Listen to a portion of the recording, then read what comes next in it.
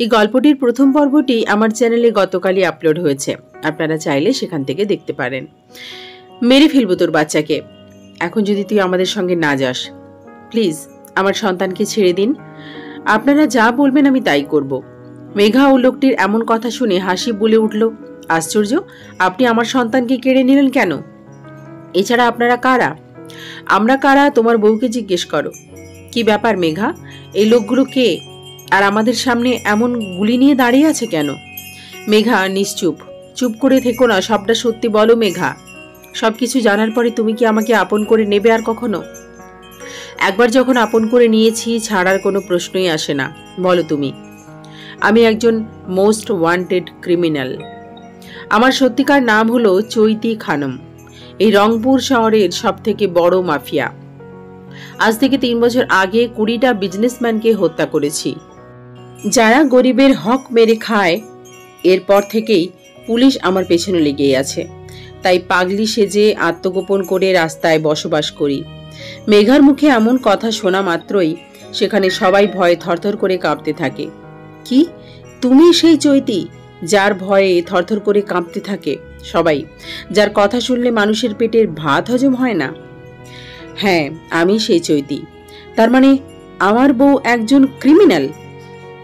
বিশ্বাস করো হাসিব, আমার পেটের সন্তান আসার পরে আমি সবকিছু ভুলে গিয়ে নতুন করে বাঁচার চেষ্টা করছি। কিন্তু কিন্তু কি, এখন আর সেটা হবে না। কেন হবে না? কারণ এরা আমাকে নিয়ে যেতে এসেছে। যদি না যাই তাহলে জানি না আমার সন্তানকে কি করবে। এইসব শুনে হাসিব সবাইকে উদ্দেশ্য করে বলল, শোনেন, একটি মেয়ে তার অতীত ভুলে সুন্দর একটি জীবনযাপন করতে চায়। আপনারা প্লিজ তার কোনো ক্ষতি করবেন না। আমরা তো ক্ষতি করতে আসিনি, আমরা একে নিয়ে যাওয়ার কারণেই এসেছি। কিন্তু কেন? একে ধরিয়ে দিতে পারলেই আমরা পুরস্কার পাব, তাতে আমাদের জীবনের চাকা ঘুরে যাবে। কত টাকা লাগবে আপনাদের বলুন? 50 কোটি টাকা লাগবে। যদি তুমি দিতে পারো তাহলে একে এখানেই ছেড়ে চলে যাব। এত টাকা কোথায় পাবো বলেন? তাহলে চুপচাপ থাকো। এই চৈতি আমাদের সঙ্গে চল, না হলে তোর সন্তানকে গুলি করে মেরে ফেলবো। হ্যাঁ, আমি যাব, কিন্তু তোমরা আমার সন্তানকে আগে আমার কাছে ফিরিয়ে দাও। আমরা পাগল নাকি? কেন? তোর বাচ্চাকে তোর কাছে দিলেই তো আমরাও শেষ হইব এখানে। আমি কিচ্ছু করব না, তোমরা চাইলে আমাকে বেঁধে রাখতে পারো। মেঘা, যার অরিজিনাল নাম হলো চৈতি, আমরা এখন তাকে চৈতি নামেই ডাকবো গল্পে। তো চৈতির এবং সন্ত্রাসীর এমন কথাবার্তা শুনে সেখানকার পুলিশ, উষা এবং হাসিবের মায়ের মাথায় যেন আকাশ ভেঙে পড়ল। সবাই শুধুমাত্র তাদের দিকে নিশ্চুপ হয়ে তাকিয়ে আছে, কিন্তু কিছু করতে পারছে না। এই তোরা সবাই চৈতির হাত এবং চোখ ভালো করে বাঁধ, কোনোভাবেই যেন পালাতে না পারে। আর চৈতি, তুমি যদি একটু চালাকি করো তাহলে তোমার সন্তান কিন্তু এখানেই শেষ হবে। ঠিক আছে। এরপরে 2 জন লোক চৈতির হাত এবং চোখ বেঁধে ফেলে। তখন চৈতি বলে, প্লিজ এখন আমার সন্তানকে ওর বাবার কাছে ফিরিয়ে দাও। চৈতির কথা মতো সন্তানটিকে তার বাবার কাছে ফিরিয়ে দেওয়া হলে চৈতি বলে, হাসিব, আমাকে ক্ষমা করে দিও এত কিছু লোকানোর জন্য, কিন্তু বিশ্বাস করো, সব ভুলে আমি তোমার সঙ্গে নতুন করে বাঁচতে চেয়েছিলাম, সেটাই আর হলো না। আমার সন্তানটিকে দেখে রেখো, তাকে কষ্ট দিও না। একটি কথা, আমি তোমাকে ভীষণ ভালোবাসি। তুমি যেই দিন আমাকে ধর্ষণ করেছিলে না, সেই দিন চাইলেই আমি তোমাকে মেরে ফেলতে পারতাম, কিন্তু তোমাকে মারিনি। কেন জানো? কারণ তার আগে থেকেই আমি তোমার প্রেমে পড়ে গিয়েছিলাম। শাশুড়ি মা, আমাকে ক্ষমা করে দিয়েন। এইভাবে বলিও না, তুমি খারাপ কাজ করনি। যারা খারাপ কাজ করে তুমি তাদের নিজের হাতে শাস্তি দিয়েছ। মা, তবুও এটা আইনের চোখে অপরাধ। আপনি আমার সন্তানটিকে দেখে রাখবেন। আমি ফিরে আসব। হ্যাঁ, অবশ্যই দেখব। আমার একটি মাত্র নাতি। এই অনেক কথা বলেছিস, এখন চল আমাদের সঙ্গে, না হলে এখানে সব লন্ডভন্ড করে ফেলবো। হ্যাঁ, যাচ্ছি। হাসিব, আবারও বলছি, আমি ফিরে আসব। তুমি আমার জন্য একটু অপেক্ষা করো। তোমার জন্য আমি চিরকাল অপেক্ষায় থাকব। খুশি হলাম। কথাটি বলেই কান্না করতে করতে চৈতি সেখান থেকে লোকগুলির সঙ্গে একটি মাইক্রো বাসে চলে যায়। চলে যাওয়ার সঙ্গে সঙ্গেই পুলিশের লোকগুলো বলতে থাকে, এতগুলো সন্ত্রাসী আমাদের চোখের সামনেই ধুলো দিয়ে চলে গেল। আর আমরা কিছুই করতে পারলাম না। তাতেই আবার সেই চৈতিকে আমরা সাহায্য করলাম। কথাগুলো বলেই তারা আফসোস করতে থাকে। চৈতি যাওয়ার পরে হাসিব সবাইকে নিয়ে বাসার উদ্দেশ্যে চলে আসে এবং ভাবতে থাকে কি করবে এখন সে। বেশ কিছুক্ষণ চিন্তা ভাবনার পরে উর্মি বলে উঠল, শোনো হাসিব, চিন্তা করো না। আরে চিন্তা করব না তাহলে কি করব? সব কিছু ঠিক হয়ে যাবে। আল্লাহ যা করে ভালোর জন্যই করে, বুঝেছ? তুমি তো একটু আগে চাইছিলে চৈতির হাত থেকে রক্ষা পেতে। এখন যখন রক্ষা পেলে তখন আবার চিন্তা করছো কেন শুনি? আরে আমার সন্তানের এখন কি হবে? কি আবার হবে? আমি তো আছি নাকি? তোমাকে ছেড়ে তো যাচ্ছি না। তুমি পারবে আমার সন্তানকে মায়ের ভালোবাসা দিয়ে মানুষ করতে? পারবে তাকে সন্তানের মতো দেখতে? হ্যাঁ পারবো। তাহলে তুমি আজ থেকে আমাদের বাসায় থেকে ওর যত্ন নেবে নিজের হাতে। ঠিক আছে। এমন সময় হাসিবের মা এসে বলতে লাগলো, দেখো উর্মি, তোমার সঙ্গেই হাসিবের বিয়ে হবে। কথাটি শুনে উর্মি বলে উঠল, কি বললেন আন্টি? হাসিব তো চৈতিকে বিয়ে করবে। তুমি পাগলি নাকি? আমার ছেলের সঙ্গে একটি সন্ত্রাসী মেয়ের বিয়ে দেব তুমি কিভাবে ভাবলে?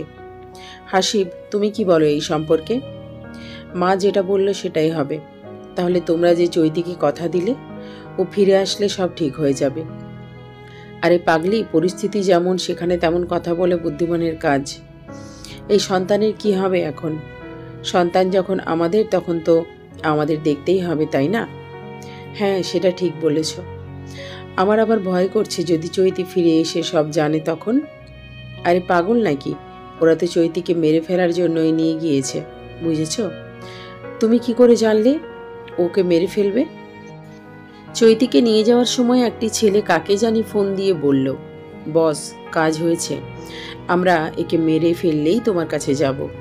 বা শোনো, আমাদের যেই তারিখে বিয়ে হওয়ার কথা ছিল ওই তারিখেই হবে। তোমার বাসায় জানিয়ে দাও। ঠিক আছে। এদিকে চৈতিকে তারা একটি নির্জন জায়গায় নিয়ে যায়।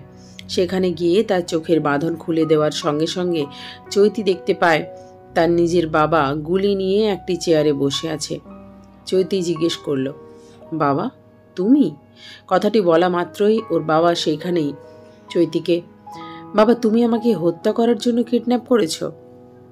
চৈতির কথাটি শেষ হওয়ার আগেই ওর বাবা একটি গুলি করে, যেটা চৈতির হাত ছেদ করে চলে যায়। ছি বাবা, ছি, তোমাকে দেখে আমি সত্যি ঘৃণা হচ্ছে। নিজের মেয়েকে কেউ এভাবে মারতে পারে? কিসের মেয়ে? কার মেয়ে? কেন মেয়ে? আমি তোমার মেয়ে চৈতি। আমাকে চিনতে পারছো না? তুই আমার মেয়ে না মানে? হাসছো কেন বাবা তুমি? শোন, তোকে আমি ছোট থাকায় অবস্থায় রাস্তায় কুড়িয়ে পেয়েছিলাম। আমি বিশ্বাস করি না। তোর বিশ্বাস না হলে আমার কিচ্ছু করার নেই। কুড়িয়ে পাওয়ার পরে ভেবেছিলাম তোকে অনেক বড় সন্ত্রাসী বানাবো, কিন্তু তুই আমার সঙ্গে বিশ্বাসঘাতকতা করলি। আমি ছোট থেকেই তোমাকেই বাবা বলে জেনেছি, বাকিটা জীবন বাবা বলেই জানবো। বিশ্বাস করো বাবা, এসব খুন খারাপই আমার ভালো লাগলো না। আমি সুন্দরভাবে জীবন গড়তে চাই। যে মানুষটি একবার এই লাইনে আসে সে কখনোই আর ভালো পথে যেতে পারে না। ঠিক তুইও পারবি না। জানো বাবা, আমার সন্তান আছে একটি, দেখতে বেশ সুন্দর। এইসব শোনার জন্য তোকে এখানে নিয়ে আসিনি। বল, আমার সঙ্গে কেন বিশ্বাসঘাতকতা করলি? কখন করলাম এমনটা শুনি? তুই আমাকে কিচ্ছু না বলে কেন আত্মগোপন করে চলে গেলি? জানিস আমার ব্যবসায় কতটা লস হয়েছে তোর জন্য? আমি ভালো হতে চেয়েছি। জানো, তোমার লোকজন আমাকে এখানে না নিয়ে আসলে আজকে আমার বিয়ে হতো। কি? হ্যাঁ, আমার বিয়ে হতো। বা বিয়ের আগেই যার সন্তান নিয়েছিস, এইটা তোর কাছে আশা করিনি। বাবা প্লিজ আমাকে যেতে দাও, আমার সন্তান কান্না করছে মনে হয়। হ্যাঁ যাবি, কিন্তু লাশ হয়ে। প্লিজ বাবা, আমাকে মেরো না। আমি মারা গেলে আমার একটি সন্তান স্বামীর কি হবে বলো?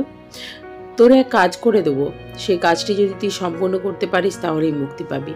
কি কাজ সেইটা বলো? তোকে একজনকে মেরে ফেলতে হবে। যদি মারতে পারিস তাহলেই তুই মুক্তি পাবি। প্লিজ মেরে ফেলার কথা বলো না, কারণ এইসব আর ভালো লাগে না।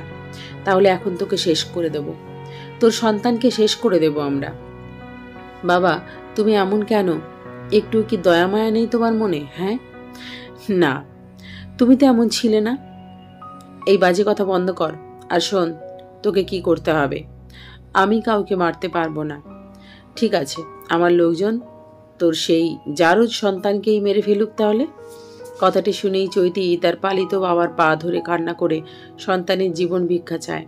শোনো, এটাই শেষ কাজ তোর জীবনের। এর পরবর্তীতে তোকে আমি কোনোভাবেই বিরক্ত করব না, কথা দিলাম। কাজ শেষে তুই তোর মতো জীবন করতে পারবি। বাবার মুখে এমন কথা শুনে নিজের সুখের জন্য চৈতি রাজি হয়ে যায় কাজে। বলো কাকে মারতে হবে? তোর শাশুড়িকে মেরে ফেলতে হবে। বলতেই হাসিবের মাকে মারতে হবে? কি বলো হ্যাঁ এসব? হ্যাঁ, এটাই করতে হবে তোকে 1 সপ্তাহের ভেতরে। না, এইটা কখনোই সম্ভব না। উনি আমার শাশুড়ি মা, অনেক ভালো একজন মানুষ। এত কিছু জানতে চাই না আমি। হ্যাঁ কি না আগে বল, হাসিবের মায়ের সঙ্গে তোমার কিসের শত্রুতা আছে সেটা বলো। এত কিছু জানার দরকার তোর নেই। প্লিজ বাবা বলো, সময় হলে সব জানতে পারবি তুই। এখন যেটা করতে বলেছি সেটা কর। না, এটা করতে পারবো না আমি। কেন? দ্বিতীয় কারণ, উনি আমার স্বামীর মা। ওনাকে মেরে নিজের সংসার নিজে ভাঙতে পারবো না আমি। ঠিক তখনই চৈতির পালিত বাবা বলে উঠল, তুই যে হাসিবের বাবা আজাহার চৌধুরীকে মেরে ফেলেছিস, এইটা যদি হাসিব জানে তাহলে কি সংসার হবে? মানে আমি কবে ওর বাবাকে মারলাম? কয়েক বছর আগে যেই 20 জনকে হত্যা করেছিস তার মধ্যে একজন হাসিবের বাবাও ছিল। কি? হ্যাঁ। না, এটা আমি বিশ্বাস করি না। আমি কখনোই ওর বাবাকে হত্যা করতে পারি না। সবকিছুর প্রমাণ আছে আমার কাছে। এখন যদি তুই হাসিবের মাকে হত্যা না করিস তাহলে সবকিছুই ওকে বলে দেব। বাবা, তুমি কি আমাকে ব্ল্যাকমেল করছো? হ্যাঁ, সেটা ভাবতে পারিস। ঠিক আছে, ওর মাকে হত্যা করব, কিন্তু ওর মায়ের দোষটা কোথায় সেটা আগে বলো আমাকে। ওর মা ছোট বাচ্চাদের কিডনি, চোখ, ব্লাড এইগুলো ডাক্তারের সাহায্যে অপারেশনের মাধ্যমে বের করে নিয়ে অন্য দেশে বিক্রি করে। কথাটি শুনেই চৈতি কেমন জানি আকাশ থেকে মাটিতে পড়ে গেল। কি বলো বাবা তুমি? হ্যাঁ, সব সত্যি। আর একটি কথা, তোর এই বাবা কখনো ভালো মানুষকে পৃথিবী থেকে সরিয়ে দেয় না। আমার বিশ্বাস হয় না। তুমি মনে হয় কোথাও ভুল করছো। ওর মা ভীষণ সহজ সরল একটি মানুষ। বেশি দেরি করিস না। এমনটাও হতে পারে তোর সন্তানের জীবন বিপদের মধ্যে আছে। ওরা কখনোই ওদের নাতির সঙ্গে এমনটা করতে পারে না। যতই হোক, ওটা ওনাদের নাতি। বেশি বোঝা আমি পছন্দ করি না। আজ বাসায় চলে যা, আমার লোকেদের সঙ্গে কাল আবার কথা হবে। না, আমি বাসায় যাব না। তাহলে কোথায় যাবি? জানি না। ঠাস ঠাস করে শব্দ হলো। আর একটি কথা বললে আমার থেকে খারাপ কেউ হবে না বলে দিলাম। এই, তোরা এর হাত পা বেঁধে বাসায় নিয়ে যা। চৈতির বাবার কথা মতো আবার তারা চৈতিকে হাত পা বেঁধে বাসায় নিয়ে যায়। এদিকে উর্মি হাসিবকে বলে, শোনো, আমি বাসায় বলেছি যত তাড়াতাড়ি সম্ভব আমাদের বিয়ের ব্যবস্থা করার কথা। ওরা বলেছে এই শুক্রবার আমাদের বিয়েটা দেবে। তাহলে তো ভালোই হলো। হ্যাঁ, তাড়াতাড়ি হলে পরবর্তীতে চৈতি আসলে আর কোনো সমস্যা করতে পারবে না, কারণ তখন আমরা স্বামী স্ত্রী হয়ে যাব। Good idea. হাসিব, তোমার বাচ্চাটি কোথায় দেখছি না? আমার মা ওর ব্যবস্থা করছে। তোমাকে এসব নিয়ে চিন্তা করতে হবে না। তাহলে আরও ভালো। এইভাবে 2 দিন কেটে যাওয়ার পরে চৈতির বাবা চৈতিকে এসে জানায়, শোন চৈতি, হাসিবের বিয়ে শুক্রবার, ওই দিনেই ওর মাকে মেরে ফেলতে হবে। কি? কার বিয়ে? হাসিবের বিয়ে, উর্মি নামের একটি মেয়ের সঙ্গে। আমি বিশ্বাস করি না। তুই তো কিছুই বিশ্বাস করিস না। যখন সত্যিটা নিজের চোখে দেখবি সেই দিন ঠিকই বুঝবি। হাসিব আমার সঙ্গে এমনটা করতে পারে না বাবা।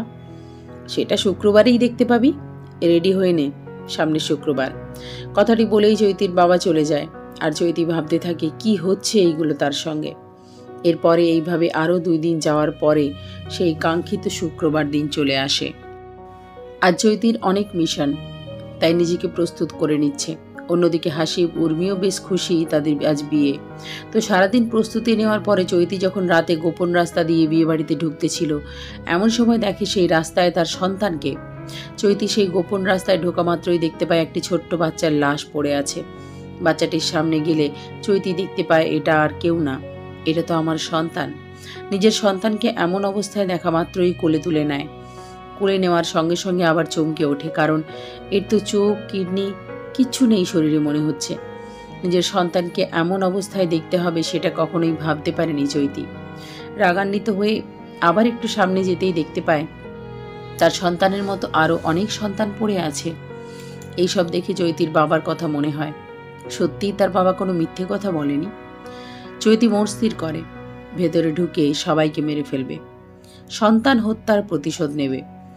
কথাটি বলেই হনহন করে বাড়ির ভেতরে ঢুকে পড়ে। বাড়িতে ঢোকা মাত্রই দেখতে পায় হাসিব ও উর্মির বিয়ের কাজ সম্পূর্ণ করছে কাজী। চৈতি চিৎকার করে বলল, যাদের নিজের জীবনের মায়া আছে তারা এই বিয়ে বাড়ি থেকে পালিয়ে যাও, না হলে সবাইকে এখানে মরতে হবে। কথাটি শোনা মাত্রই সেখানে হইচই লেগে যায়। ক্ষণিকের ভেতরে অনেক লোক পালিয়ে যায়। এদিকে চৈতিকে দেখা মাত্রই উর্মি এবং হাসিব দুইজনেই থরথর করে কাঁপছে। এক রাশ ভয় নিয়ে হাসিব জিজ্ঞেস করল, চৈতি তুমি এখানে? বুঝলাম না। সব বুঝবি, ধৈর্য ধর। দেখো, আমি কিন্তু উর্মিকে বিয়ে করছি শুধুমাত্র আমাদের সন্তানের ভালোর জন্য। সাথে উর্মিও বলল, হ্যাঁ চৈতি, আমি তোমার সন্তানকে নিজের সন্তানের মতো দেখাশোনা করার জন্য এই বিয়েটা করছি, কারণ তোমার জীবনটা রিস্কি। তোমার কিছু হলে সন্তানকে কে দেখাশোনা করবে বলো? হ্যাঁ তাই তো, অবশ্যই তোরা দুজনে সঠিক কাজ করছিস। এখন একটু আমার সন্তানকে দেখা, আমি এখান থেকে চলে যাব। সন্তান দেখার কথা শুনেই হাসিবের মায়ের মুখটি মলিন হয়ে গেল। হাসিব ওর মাকে বলল, মা নিয়ে আসো আমার সন্তানকে, ওকে দেখেই চৈতি চলে যাবে। না, সন্তান দেখা হবে না। আমি চাই না চৈতি দেখে আমার একমাত্র নাতি বংশের প্রদীপ কষ্ট পাক। কি বলো মা? হ্যাঁ, যা বলছি সেটাই। আমার সন্তানকে আমার সামনে নিয়ে আসুন, না হলে এখানেই সবাইকে মেরে ফেলবো। তোমার এমন কথায় আমরা ভয় পাই না, বুঝেছ? হাসিবের মা বলল। ঠিক আছে। কথাটি বলেই চৈতি হাসিবের মায়ের পায়ে একটি গুলি করেন, যেটা ওফর ওফর হয়ে যায়। এটা দেখা মাত্রই সবাই ভয়ে থরথর করে কাঁপতে থাকে। নিজের মাকে এমন অবস্থায় দেখা মাত্রই যেই না হাসিব চৈতিকে আঘাত করার জন্য কাছে আসে, আবার চৈতি বলে ওঠে, এক পা সামনে আগেই তোমার মাকে চিরকালের জন্য শেষ করে দেব। এখনো সময় আছে, আমার সন্তানকে নিয়ে আসো, আমি এখনো এখান থেকে চলে যাব। চৈতির মুখে এই কথাটি শুনে সবাই বলতে থাকে, প্লিজ আপনি ওনার বাচ্চাকে নিয়ে আসুন, না হলে সবাইকে শেষ করবে। প্লিজ আন্টি, বাচ্চাকে নিয়ে আসুন, উর্মি বলল। বলছি না আমার নাতিকে এর হাতে তুলে দেব না, এর হাতে আমার বংশের প্রদীপ গেলে ধ্বংস হয়ে যাবে। আশ্চর্য মা, যেখানে আমরা সবাই মারা পড়ছি সেখানে তুমি এমন কথা বলছো কেন? কেন বলছে শুনবে? হ্যাঁ বলো। আর আগে অন্য একটি কথা বলি, শোনো। আমি চৈতি তোর বাবাকে খুন করেছি। কেন করেছি জানিস? তোর বাবা একটি খারাপ লোক ছিল, মানুষ টাকা মেরে খাওয়ায় তার ধান্দা ছিল, এই জন্য খুব খারাপভাবেই মেরে ফেলেছিলাম। ঠিক সেইভাবে আজ তোর মাকেও মেরে ফেলবো, সবাই শুধুমাত্র দেখবি। কি, তুমি আমার বাবার খুনি? হ্যাঁ। তুমি এতটা খারাপ মানুষ? সত্যি আমি ভাবতেই পারছি না চৈতি। আরে তোরা তো আমার থেকেও বেশি খারাপ। আমি তো শুধুমাত্র খারাপ মানুষকে মেরে ফেলি, তোরা তো এই সমাজের ভালো মানুষগুলোকেই মেরে ফেলিস, তাদের রাস্তায় নামিয়ে দিস। এখন বল, খারাপ আমি নাকি তোরা? তোর বাবা এত টাকা পয়সা, তোদের বিলাসিতা, এইসবের কারণ কি জানিস? এত কিছু জানতে চাই না। তুমি কেন আমার বাবাকে মারার পরে আমার মাকে মারতে চাও সেটা বলো। কারণ তোর মাও একটা খুনি, যে কিনা সমাজের কাছে ভালো মানুষ সেজে থাকার অভিনয় করে। একদম বাজে কথা বলবে না আমার মাকে নিয়ে। আমার মায়ের মতো ভালো মানুষ আর একটিও হয় না, বুঝেছ? হাসো কেন? হ্যাঁ, এখানে হাসার কথা বলছি আমি। তোর মা কতটা ভালো মানুষ সেটাই তোর মাকে জিজ্ঞেস করে দেখ। মা, চৈতি এসব কি বলছে? শোনো, তোর মা একজন কিডন্যাপার, ছোট ছোট বাচ্চাদের কিডনি, চোখ, রক্ত এইসব অপারেশনের মাধ্যমে বের করে অন্য দেশে বিক্রি করে। তুই বললে আমি বিশ্বাস করে নেব?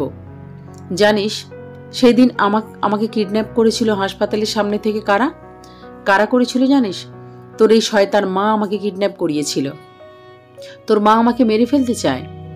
চৈতির কথাটি শেষ হতে না হতেই চৈতি হঠাৎ করেই সেখানে বলে উঠল, আমার পিতৃত্বের ঠিক নেই, চেয়েছিলাম আমার সন্তানের অন্তত পিতৃ পরিচয় থাকবে, কিন্তু তোরা আমার সন্তানটাকেই শেষ করে দিলি। তোদের মনে কি একটুও মায়ার জন্ম নেয়নি এক ফুটফুটে বাচ্চাটির জন্য? হঠাৎ এমন কথাটি শোনা মাত্রই সেখানে থমকে গেল সবাই। কারণ কি বলছে এসব চৈতি? হাসিব বলল, কি চৈতি, এমন কথা বলছো কেন? তোরা আমাকে ঘরের বউ হিসেবে মেনে নিবি না সেটা মানলাম, কারণ আমি একজন খারাপ মেয়ে, কিন্তু আমার নিষ্পাপ সন্তানকে হত্যা করলি কেন? কি ছিল তার দোষ? সে তো ছিল নিষ্পাপ। কি, আমার সন্তানকে মেরে ফেলেছে? হ্যাঁ, তোর এই মা আমার সন্তানকে মেরে এই পৃথিবীতে থাকতে দেয়নি। ওর হরিণের মতো দুটি চোখ তুলে নিয়েছে, ওর কিডনি বের করে নিয়েছে। চৈতির মুখে এমন বেদনাদায়ক কথা শুনে সবার চোখের কোণে পানি চলে আসলো।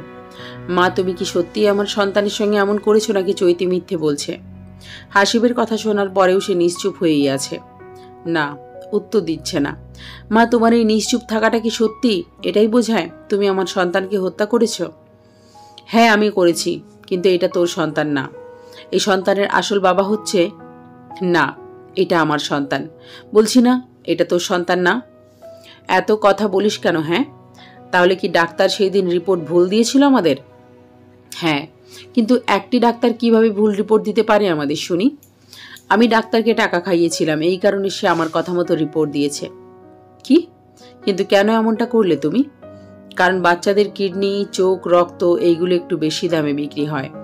ও, তার মানে চৈতি সব সত্যি কথাই বলেছে? সেই দিন তুমি চৈতিকে কিডন্যাপ করেছিলে? হ্যাঁ। হাসিব এবং ওর মায়ের এমন কথা শুনে চৈতি বেশ রেগে যায়। এই, তোরা নাটক বন্ধ কর। তোরা দুজনেই যে নাটক করছিস সেটা আমি ভালো করেই জানি। আর এই নাটক করব কেন চৈতি? যদি নাটক না করিস তাহলে তোর মায়ের কথায় কি বুঝতে পেরেছিস? ওই সন্তান তোর না। ডাক্তার ভুল রিপোর্ট দিয়েছে। ওই সন্তানের বাবা অন্য কেউ। এইসব কথায় একটি জিনিস বোঝা যাচ্ছে, সেই দিন তুই আমাকে ধর্ষণ করিসনি। আচ্ছা, বুঝলাম রিপোর্ট ভুল, কিন্তু তুই যদি আমাকে ধর্ষণ নাই করে থাকিস তাহলে কিভাবে আমাকে মেনে নিলি, আমার সন্তানকে মেনে নিলি? আবার কেনই বা বললি আমি চৈতিকে ধর্ষণ করেছি, এই সন্তান আমার? উত্তর দে আমাকে। কোনো উত্তর নেই আমার কাছে। তবে একটি কথা, আমি প্রায় রাতে মদ্যপান করে নেশা করে বাড়ি ফিরতাম। হয়তো সেই নেশার ঘোরে তোমাকে ধর্ষণ করেছিলাম। না, সেই দিন তুই নেশার ঘোরে ছিলি না। তুমি কিভাবে বুঝলে সেটা? নেশা করে থাকলে তো শরীরে নেশার গন্ধ থাকতো, কিন্তু সেইটা তো শরীরে ছিল না। তুই একদম ঠিক ছিলি। আমি নেশার ঘরে না থাকলে এমন কাজ কখনোই করতে পারবো না। এইটা আমার নিজের প্রতি বিশ্বাস আছে।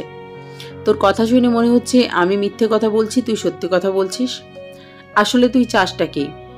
প্লিজ চৈতি, একটু চুপ করো। আগে আমার মায়ের সঙ্গে কিছু কথা বলতে দাও প্লিজ। আমি জানতে চাই কেন এমন করলো আমার মা। ঠিক আছে, জিজ্ঞেস কর। মা, আমাদের টাকা পয়সা ঠিক নেই, অনেক টাকা পয়সা। তুমি কেন এমন কাজ করো এইসব বলতে পারবো না। না, তোমাকে বলতেই হবে আজকে। সত্যিটা সবার সামনে আনতেই হবে। প্লিজ মা, সত্যিটা বলো। সন্তানের এমন আকুতি মিনতি শোনার পর সে রাজি হয়, বলতে শুরু করে। শোন, তোর বাবা এবং আমি দুইজনেই ছিলাম বেশ গরিব। দুই বেলা দুই মুঠো ভাত খেতে পারতাম না।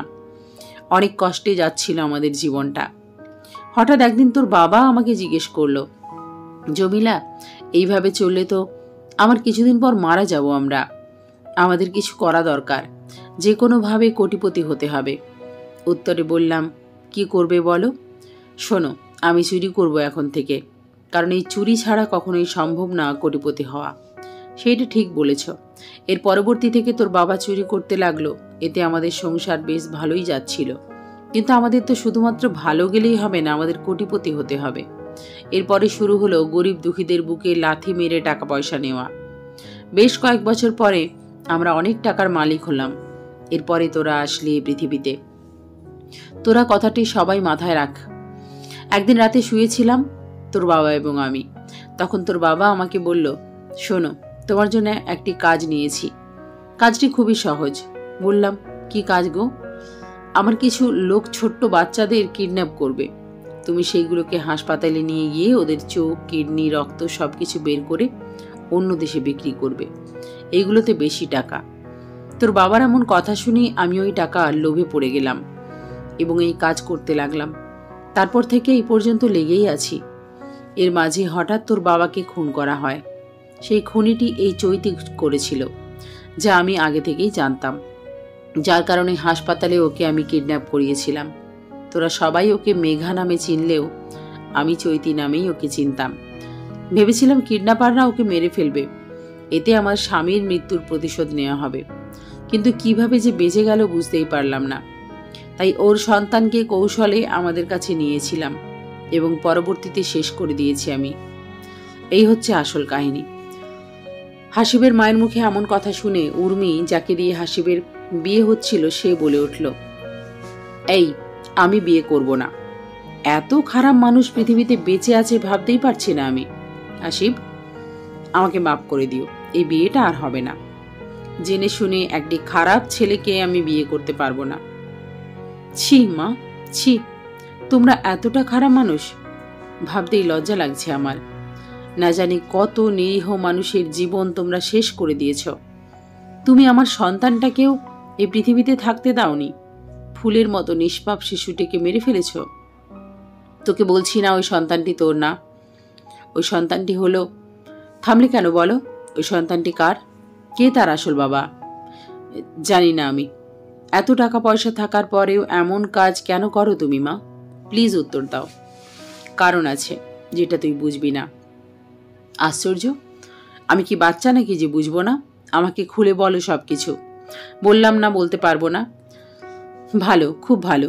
চৈতি, একটি কথা বিশ্বাস করো, আমি নেশার ঘরে না থাকলে কখনোই তোমাকে ধর্ষণ করতাম না। সত্যি আমি সেদিন নেশার ঘরে ছিলাম। না, তুই সেদিন কোনো নেশা করিসনি, আমার স্পষ্ট মনে আছে।